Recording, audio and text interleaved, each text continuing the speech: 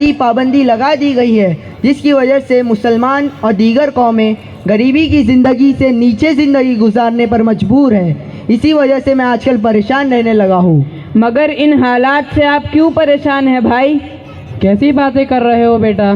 क्या तुमने अल्लाह के नबी मोहम्मद सल्लल्लाहु अलैहि वसल्लम की हदीस नहीं सुने? अल-मुमिनून करजुलिन वाहिद, कि तमाम मोमिन एक आदमी की मानिंद है। इसी तरह दूसरी जगह है कि मोमिन एक जिस्म की तरह है। तो जाहिर है अगर एक मुसलमान तकलीफ़ में होगा तो दूसरे को तकलीफ़ तो होगी। मेरे भोले भाले भाई, आपको ये मालूम होना चाहिए कि मुसलमान आज जितने परेशान हाल है और आज जितना उन पर जुल्म हो रहा है, इससे पहले ऐसा कभी नहीं हुआ। बिल्कुल दुरुस्त कहा तुमने बेटा। और कई सालों से तो बेकसो मजबूर और बेकसूर मुसलमानों पर दहशतगर्दी का इल्ज़ाम लगाकर उनको बमों और मिसाइलों का निशाना बनाया जा रहा है और मुसलमानों को कत्ल किया जा रहा है। सिर्फ इसी पर बस नहीं है चाचा, औरतों की इज्जत व आबरू के साथ खिलवाड़ किया जा रहा है। यहाँ तक बच्चों और बच्चियों तक के खून से होली खेली जा रही है। ये सब हालात ऐसे हैं जिनसे मुसलमान क्या पूरी इंसानियत परेशान है। लेकिन जहाँ तक मुसलमानों की दहशतगर्दी की बात है, ये तो हकीकत मालूम होती है, क्योंकि मीडिया की खबर के मुताबिक जहाँ भी दहशतगर्दी होती है वहाँ सरे फहरिस्त मुसलमानों का नाम ही आता है। ए लड़के, जाए यहाँ से, चल निकल। कैसी बहकी बहकी बातें कर रहा है? कैसे बोल रहे हैं चाचा? मैंने ऐसा क्या कहा? मैंने तो वही कहा जो मीडिया से सुना। बड़े ताज्जुब की बात है भाई, आप इतने समझदार हैं, फिर मीडिया के झांसे में कैसे आ गए? आपको इतना भी नहीं मालूम कि आजकल मीडिया की अपनी ज़ुबान नहीं होती। जो उसे बताया और सिखाया जाता है वही मीडिया के कारिंदे कहते हैं। और क्या ये भी नहीं मालूम कि मुसलमानों को क्यों दागदार बनाकर पेश किया जा रहा है? बात सिर्फ इतनी नहीं है बेटा, बल्कि पूरे ज़राए इबलाग और मीडिया के तमाम इदारों पर फितना फैलाने वाले लोग कब्ज़ा जमाए बैठे हुए हैं। बिल्कुल सही कह रहे हैं चाचा। बड़े भाई, मुझे तो इन बातों के बारे में कुछ भी नहीं पता। आप ही थोड़ा बता दे ताकि मेरा एतराज़ दूर हो जाए। भाई, ये सब बताने में तो बहुत वक्त गुजर जाएगा। मुझे एक बहुत अहम काम याद आ गया है। मैं ऐसा करता हूँ कि यही पास में मदरसा मदीनतुल उलूम वाजा मोहल्ला के एक मौलाना है, मेरे बहुत अच्छे दोस्त हैं। मैं उनको भेज देता हूँ, आपकी इन बातों का इत्मीनान बख्श जवाब दे देंगे। अच्छा, मैं चलता हूँ। अस्सलामु अलैकुम व रहमतुल्लाहि व बरकातुहू। वालेकुम अस्सलाम व रहमतुल्लाहि व बरकातुहू। चाय पियेंगे फरमान चाचा? ले आओ बेटा। बेटी निम्रा, ए निम्रा, जब देखो मोबाइल मोबाइल मोबाइल। ए निम्रा। जी अब्बू। ज़रा चाय ले आओ फरमान चाचा के लिए। अभी लाई।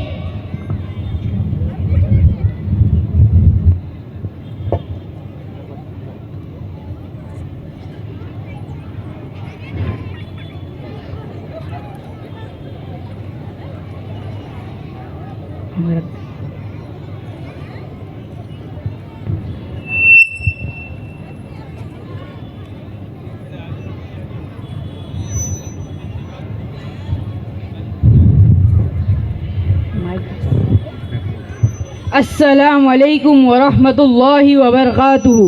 वालेकुम अस्सलाम व रहमतुल्लाहि व बरकातुहू। अरे, आपको तो मैं पहचानता हूँ। आप मदरसा मदीनतुल उलूम वाजा मोहल्ला के मौलाना है ना? आप ही के बारे में साद भाई ने कहा था। जी हाँ, बताइए आपको क्या जानकारी चाहिए? बेटा पहले बैठ जाओ, ज़रा चाय नाश्ता कर लो। इतनी भी जल्दी क्या है? नहीं नहीं, बस पानी पिला दीजिए। बेटी निम्रा, पानी ले आओ। जी अभी लाई।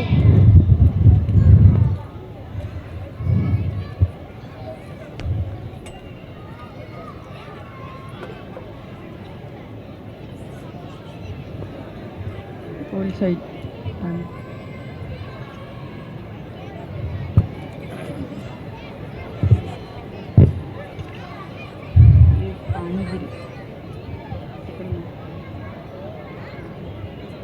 अरे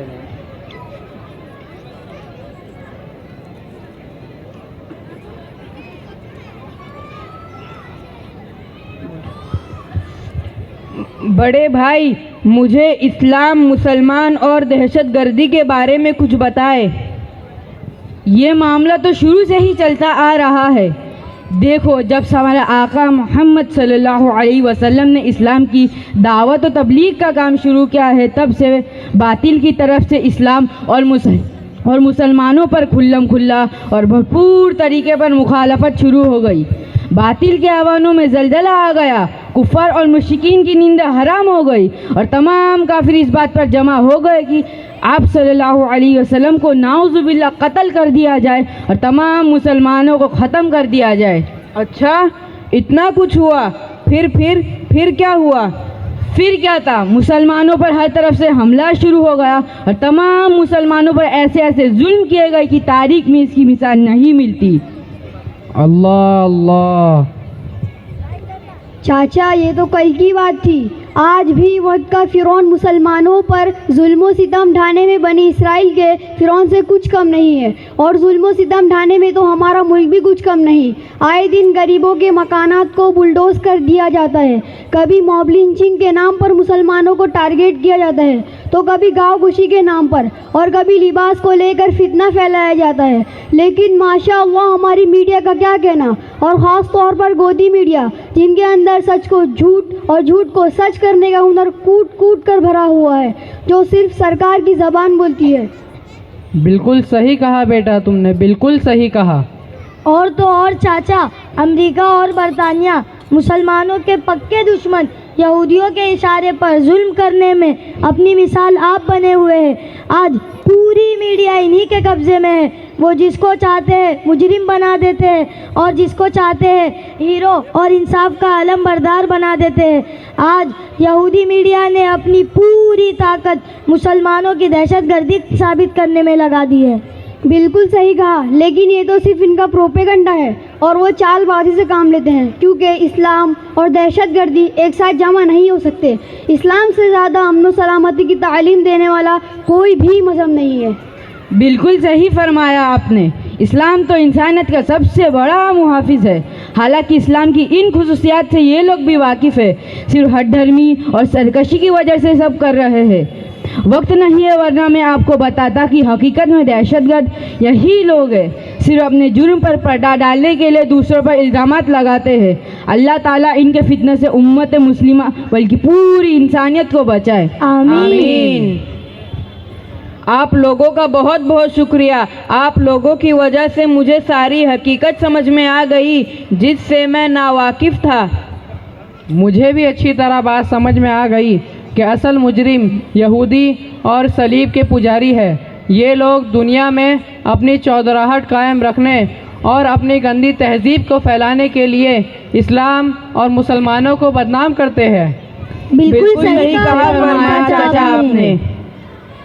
चलिए अब इजाज़त दीजिए। अस्सलामु अलैकुम व रहमतुल्लाहि व बरकातुहू। वालेकुम अस्सलाम व रहमतुल्लाहि व बरकातुहू।